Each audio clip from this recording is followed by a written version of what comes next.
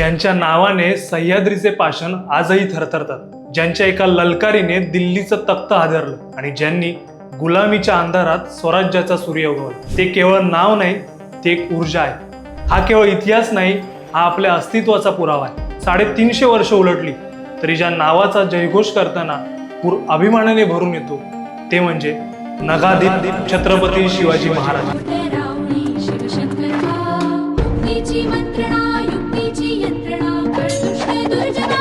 आपण महाराजांना जाणता राजा, छत्रपती अशा अनेक पदव्यांनी ओळखतो, पण तुम्ही कधी नगादीप हा शब्द ऐकलाय का? महाराजांना नगादीप का म्हटलं जातं, या शब्दाचा अर्थ काय, हेच आपण या व्हिडिओच्या माध्यमातून समजून घेणार. नमस्कार, मी साहिल आणि तुम्ही पाहताय आचार्य मीडिया. तुम्हा सगळ्यांना शिवजयंतीच्या हार्दिक शुभेच्छा. नगादीप म्हणजे पर्वतांचा अधिपती. सह्याद्रीच्या अंगखांद्यावर खेळत तिथल्या दऱ्याखोऱ्यातून त्यांनी बलाढ्य शत्रूंना धूळ चारली. हे विशेषण त्यांनी किल्ल्यांना जे महत्व दिले त्यांचे दर्शन घडवणार. कवी भूषण हे महाराजांच्या पराक्रमाने प्रेरित होऊन उत्तर भारतातून रायगडावर आले होते. त्यांनी शिवराज भूषण या ग्रंथामध्ये महाराजांच्या शौर्याचे वर्णन करताना अनेक अलंकारिक विशेषण वापरले. त्यातूनच नगादीप हे विशेषण आलं. किल्ले बांधण्यावर अधिक खर्च होतो अशी तक्रार करणाऱ्या मंत्र्यांचा विरोध झुगारून महाराजांनी किल्ले बांधण्यावर लक्ष दिले.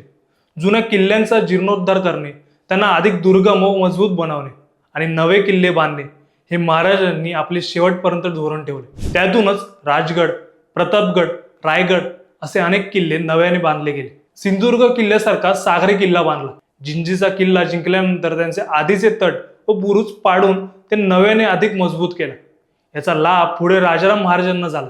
मुघलांसारख्या जबरदस्त राजसत्तेने जिंजीला वेढा घातला असताना राजाराम महाराज सुमारे 7 वर्ष या किल्ल्यावर सुखरूप राहू शकले. हा लष्करी इतिहासातील असाधारण चमत्कार म्हणावा लागेल. तब्बल 7 वर्ष हा कालखंड वेड्यांच्या इतिहासाचा विचार करता सामान्य नाही. राजाराम महाराजांना ही सुरक्षितता लाभू शकली कारण शिवाजी महाराजांनी तो किल्ला अतिशय दुर्गम बनवला होता.